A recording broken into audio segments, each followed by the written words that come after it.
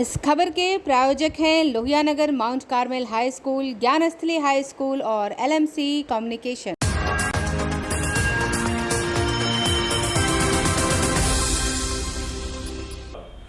नमस्कार, मैं हूं दिव्या और आप देख रहे हैं आंखें न्यूज 24।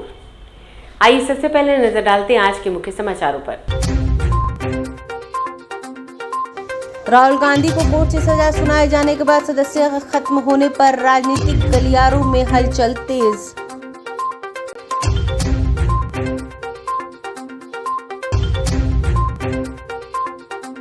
सीबीआई में कोर्ट में पेशी पर तेजस्वी यादव ने कहा, हम लड़ेंगे भी और जीतेंगे भी।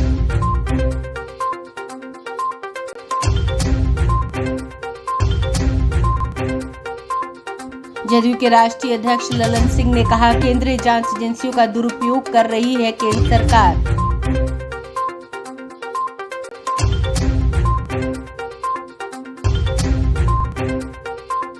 चार दिवसीय चैती छठ पर्व की आज से शुरुआत, नहाय खाए से हुआ पूजा प्रारंभ।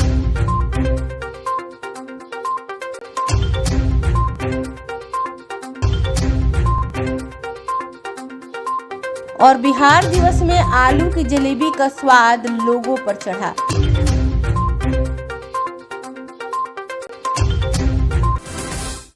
अब समाचार विस्तार से।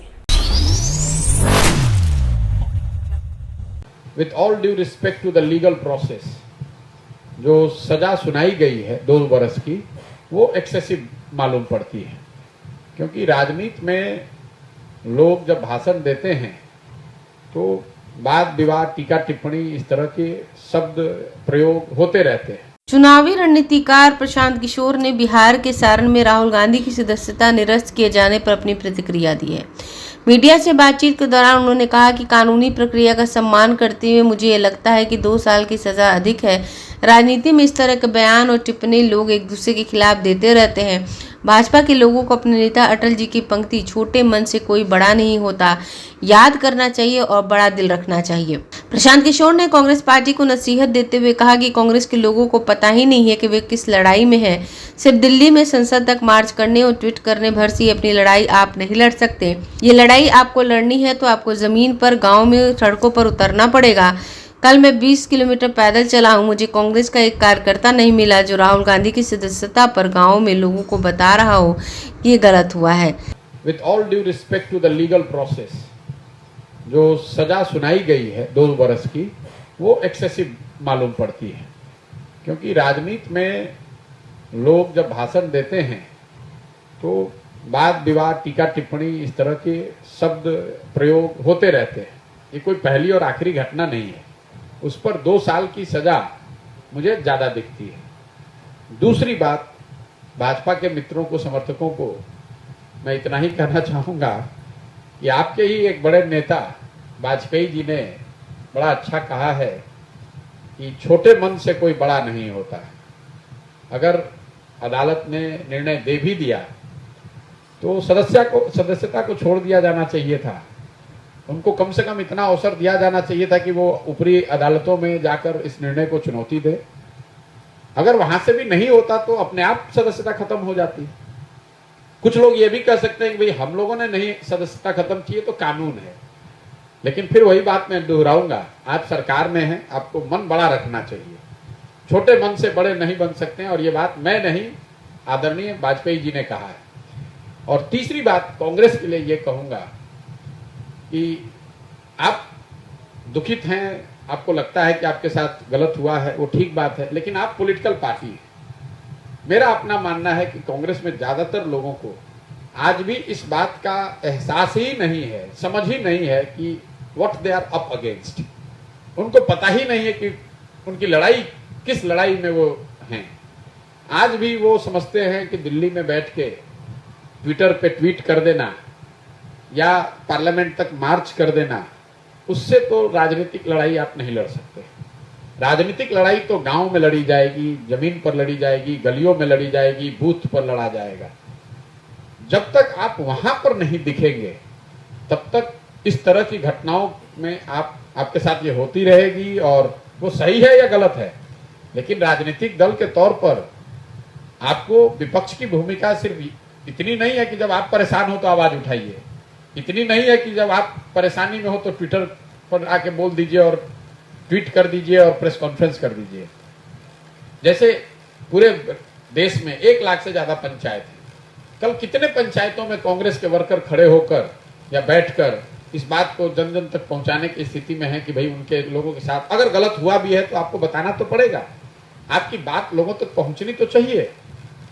तो हम लोग बिहार में बैठे हुए हैं, मढ़ौरा में कल मैं 20 किलोमीटर चल के आया, मुझे तो कहीं कोई कांग्रेस का कोई वर्कर कोई समर्थक ऐसा नहीं दिखा जो इस बात को लेकर जनता के बीच में हो, रोड पर हो, सड़क पर हो।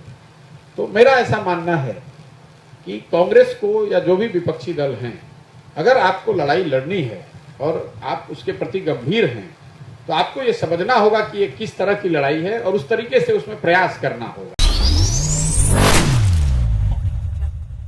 भाजपा के वरिष्ठ नेता रविशंकर प्रसाद ने राहुल गांधी की सदस्यता समाप्त होने पर कहा कि देश का कानून है, आपको सजा होने पर आपकी सदस्यता रद्द हो जाएगी। उन्होंने कहा राहुल गांधी जानबूझकर कोर्ट से स्टे नहीं लिया, राहुल गांधी नाखून कटाकर शहीदों ने का काम कर रहे हैं। कर्नाटक चुनाव को लेकर उन्हें फायदा हो इसलिए यह कार्य किया जा रहा है। राहुल गांधी को बलिदानी बताकर कर्नाटक में कांग्रेस वोट का फायदा लेना चाहती है।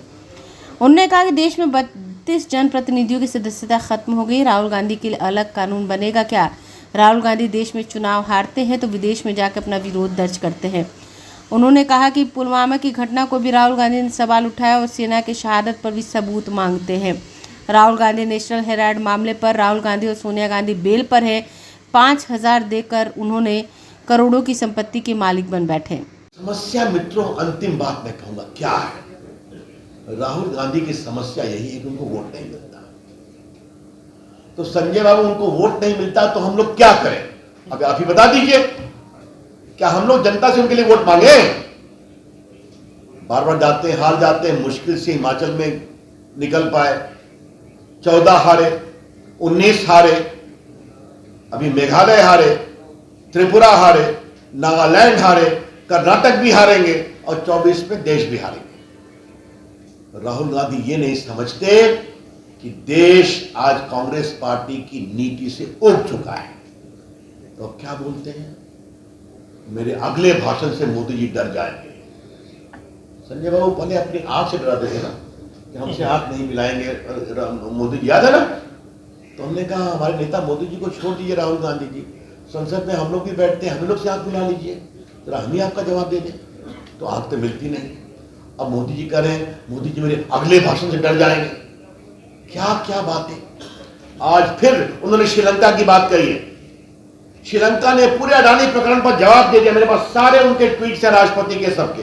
ये बिल्कुल गलत बात है। तो झूठ बोलना, बेबुनियाद आरोप लगाना, बस एक ही है कि हमारे पिताजी प्रधानमंत्री, हमारी दादी जी प्रधानमंत्री, हमारे परदादा जी प्रधानमंत्री और भारत के प्रधानमंत्री का एकमात्र पट्टा तो भगवान ने मेरे लिए दिया है, जनता में वोट क्यों नहीं देती? समस्या यही है। तो राहुल गांधी जी आपको वोट और नहीं मिलेगा। इस तरह की बेबुनियाद बात करना बंद करिए। अंत में यही कहूंगा, राहुल गांधी ने देश के पिछड़ों का अपमान किया है और आज फिर कहा जानबूझकर वो बोलते हैं, सोच समझकर बोलते हैं। तो मतलब सोच समझकर देश के पिछड़ों का अपमान किया है। भारतीय जनता पार्टी इसको बहुत ही गंभीर विषय बनाएगी और देश में इसका विरोध करेगी। नहीं, जो भी जांच एजेंसियां जांच कर रही हैं, हम लोगों शुरू से ही हम लोगों ने कोऑपरेट किया है, सहयोग किया है। लेकिन जो देश में माहौल है, आप सब लोग जान ही रहे कि झुकना जो है बहुत ही आसान है और लड़ना जो है बेहद ही मुश्किल है। तो हमने लड़ने का फैसला किया है और हम लोग लड़ेंगे। सीबीआई में पेशी मामले पर उप मुख्यमंत्री तेजस्वी प्रसाद यादव ने कहा है कि झुकना बहुत आसान है, लड़ना बहुत मुश्किल है और हमने मुश्किल रास्ता चुन लड़ने का फैसला किया। हम लड़ेंगे और जीतेंगे। नहीं, जो भी जांच एजेंसियां जांच कर रही हैं, हम लोगों शुरू से ही हम लोगों ने कोऑपरेट किया है, सहयोग किया है। लेकिन जो देश में माहौल है, आप सब लोग जान ही रहे कि झुकना जो है बहुत ही आसान है और लड़ना जो है बेहद ही मुश्किल है। तो हमने लड़ने का फैसला किया है और हम लोग लड़ेंगे। राहुल गांधी को सजा मिलने के बाद 24 घंटे के अंदर उनकी सदस्यता खत्म करने पर जदयू के राष्ट्रीय अध्यक्ष ललन सिंह ने बड़ा बयान दिया। उन्होंने कहा केंद्र सरकार बौखलाहट में काम कर रही है। 10 घंटों के अंदर राहुल गांधी की सदस्यता निरस्त करने को लेकर पूरी प्रक्रिया पूरी कर लेना केंद्र सरकार की महत्वपूर्ण भूमिका के कारण हुआ। राहुल गांधी के प्रति लोगों का जो विश्वास बैठा है, केंद्र सरकार उससे हताश है। तेजस्वी यादव को लेकर कहा कि उनका पुराना मामला है, सीबीआई इतने समय से इंतजार क्यों कर रही थी। 2014 से भी बीजेपी की सरकार थी, उस समय कार्रवाई क्यों नहीं हुई। नीतीश कुमार फिर जब आरजेडी से मिल गए तो उन्हें कार्रवाई करने का दिव्य ज्ञान हो गया। अब जग जाहिर हो चुका है कि सीबीआई, ईडी इनकम टैक्स का इस्तेमाल राजनीतिक कारणों से कर रही है, राजनीतिक विरोधियों को परेशान करने के लिए। देश की जनता सब देख रही है और इसका हिसाब करेगी। राहुल गांधी पर कार्रवाई कर केंद्र सरकार ने सभी विपक्षी दलों को एक साथ जोड़ दिया है। देश के 14 महत्वपूर्ण विपक्षी दलों ने एक साथ सुप्रीम कोर्ट में याचिका दायर की है। स्वतंत्र एजेंसियों का दुरुपयोग केंद्र सरकार कर रही है। हड़बड़ी में 24 घंटे के अंदर जिस प्रकार से फैसला लिया गया वह इसको दर्शाता है कि केंद्र की जो सरकार है वो हताशा में, बौखलाहट और बौखलाहट में इस तरह की कार्रवाई की जा रही है। आखिर लोकतंत्र है, उसकी कोई प्रक्रिया होती है। कोर्ट का जो फैसला होता है वो चुनाव आयोग जाता है, चुनाव आयोग के माध्यम से वो स्पीकर के यहाँ पहुँचता है, तब वो फैसला होता है। अब ये 10 घंटा के अंदर सारी प्रक्रिया पूरी कर ली जाए तो इससे साफ झलक रहा है कि इसमें केंद्र सरकार की कहीं न कहीं भूमिका है, सक्रिय भूमिका है। और यह भूमिका जो निभाया है केंद्र सरकार ने वो बौखलाहट में निभाया है। वो हताश हो चुके हैं, जनता का जो उनसे विश्वास हट रहा है उसके कारण हताश है। लेकिन वो चिंता नहीं करे, इस देश की जनता बहुत सजग है, सब देख रही है। 2024 में एक एक उनके कदम का हिसाब ले। तेजस्वी यादव को लेकर क्या कहिएगा? तेजस्वी यादव जी के बारे में वही हो रहा है। आप एक बात बताइए ना कि जिस बात की वो चर्चा कर रहे हैं कि 2008 में कंप्लेन हुआ, तो 2008 से 2014 तक आप कह सकते हैं कि भाई यूपीए की सरकार थी, कार्रवाई नहीं हुई। लेकिन उस समय भी जांच हुई, सीबीआई ने उस फाइल को बंद कर दिया। लेकिन 2014 से तो आपकी सरकार थी, अगर उसमें कुछ साख था तो क्यों नहीं कर रहे थे। 2022 में जब महागठबंधन में नीतीश कुमार जी फिर से शामिल हो गए तो आपको एकदम दिव्य ज्ञान हो गया साक्ष्य का और कार्रवाई करने लगे। तो ऐसा दिव्य ज्ञान तो उसी को होता है ना। तो इसलिए ये जाहिर है कि जो केंद्र की सरकार है वो सीबीआई का, ईडी का, इनकम टैक्स का इस्तेमाल राजनीतिक कारणों से कर रही है, अपने राजनीतिक विरोधियों को परेशान करने के लिए कर रही है, उन पर दबाव बनाने के लिए कर रही है। लेकिन देश की जनता सब देख रही है, समय पर उनका हिसाब चुकता होगा। समाचारों में वक्त हो चला एक छोटे से अंतराल का। I am Shalini Singh, principal of Ludhiana Mount Carmel School. Here in our school, we give best education and good environment to our students, where they can learn well. We provide here well-equipped lab, well-equipped, well-stocked library. We have here well-trained teacher also. We have a sports playground for cricket, volleyball, football, and also provision for indoor activities. So we have here security system, information and communication technology. So we have all facilities here in our school where students feel comfortable and secure.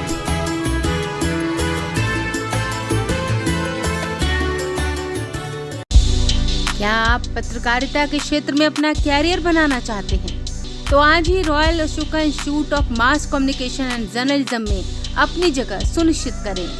Aryabhata ज्ञान विश्वविद्यालय पटना से मान्यता प्राप्त 100% placement के साथ royal Ashoka Institute of Mass Communication and journalism नामांकन जारी है। हमारा पता है DS/16 गायत्री मंदिर के समीप, कंकड़ बाग, पटना 8,20,000। आप हमें संपर्क भी कर सकते हैं। हमारा मोबाइल नंबर है 9955456126। ब्रेक के बाद आपका फिर से स्वागत है।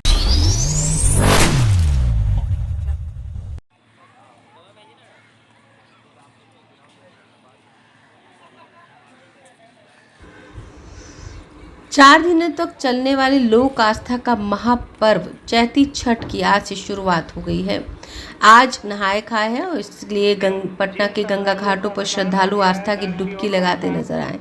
नहाए खाए के अनुष्ठान में आज व्रती महिला और पुरुष पूरी शुद्धता के साथ इस व्रत को मनाने का काम करते हैं। आज के दिन प्रति पूजा में अरवा चावल, चने की दाल, कद्दू और बचका और आलू गोभी की सब्जी प्रसाद के रूप में ग्रहण करते हैं। वहीं कल व्रती खरना पूजा के साथ साथ परसों डूबते हुए सूर्य को अर्घ और मंगलवार को उगते हुए सूर्य को अर्घ देकर पूजा का समापन करेंगे। नहाए खाए को लेकर व्रतियों की भीड़ गंगा घाटों पर देखी गई। सभी पूजा अर्चना में लीन दिखे। इनको देखना क्या है, इनका तो महिमा बहुत अपरंपार है। और आज से दिनों तक चलता है ये आज से 3 दिन चलेगा। 4 दिवसीय पर्व है। कितना महत्वपूर्ण होता है? बहुत महत्वपूर्ण होता है। हम करते हैं, हम जानते हैं इनका, और आप भी जानते होंगे, सब लोग जानते हैं कितना महत्व है इनका। तो इनका तो खैर जितना मतलब कि महिमा का बखान कीजिए वो कम है। इनमें बहुत शक्ति है, हम खुद ये महसूस करते हैं। अभी मेरी तबीयत खराब है, डॉक्टर भी मना किए हुए हैं, लेकिन बच्चा लोग बोला कि आपको आप कर लीजिए। हम किए हैं तो अब लग रहा है कि हाँ, अंदर से एनर्जी मिल रहा है, वैसा कुछ फील नहीं हो रहा है। तो बस हम यही कहना चाहते हैं कि इनका महिमा अनंत है। इनका कोई मतलब कि लिमिट नहीं है। लिमिट हम बता नहीं सकते हैं, कोई भी नहीं बता सकता है कि कितना लिमिट है। बस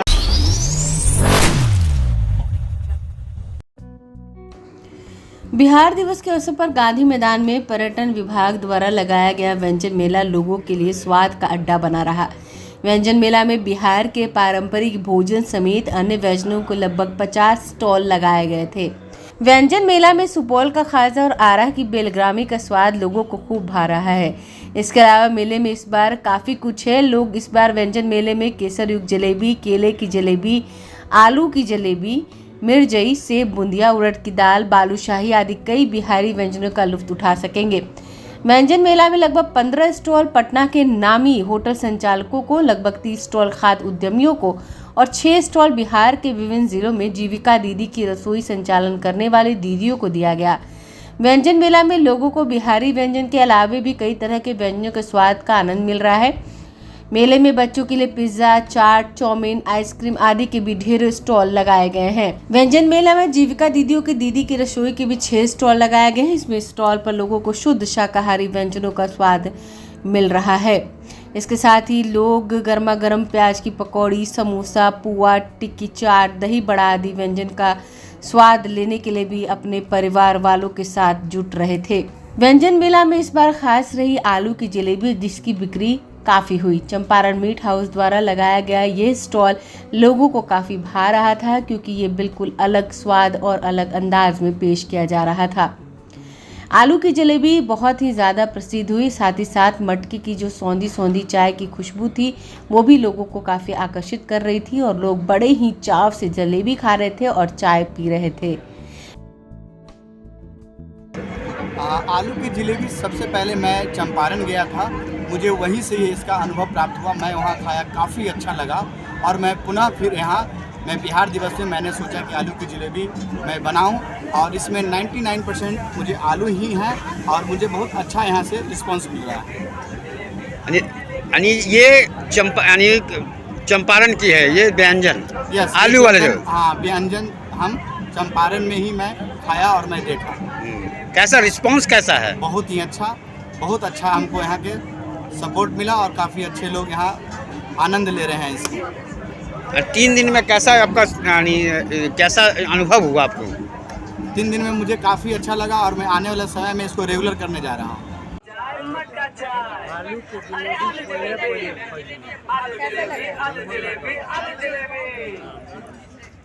बिहार दिवस का व्यंजन मेला है खास, क्योंकि आलू की जलेबी कर रही है आपका इंतजार। चलिए आइए एक बार फिर नजर डालते हैं आज के मुख्य समाचारों पर। राहुल गांधी को कोर्ट से सजा सुनाए जाने के बाद सदस्यता खत्म होने पर राजनीतिक गलियारों में हलचल तेज।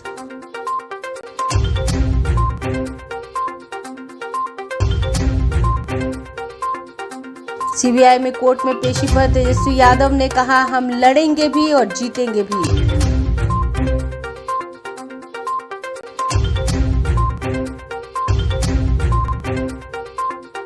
जदयू के राष्ट्रीय अध्यक्ष ललन सिंह ने कहा, केंद्रीय जांच एजेंसियों का दुरुपयोग कर रही है केंद्र सरकार।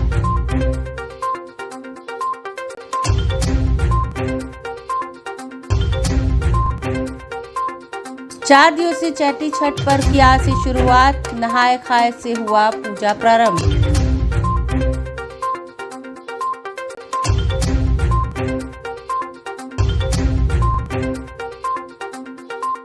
और बिहार दिवस में आलू की जलेबी का स्वाद लोगों पर चढ़ा।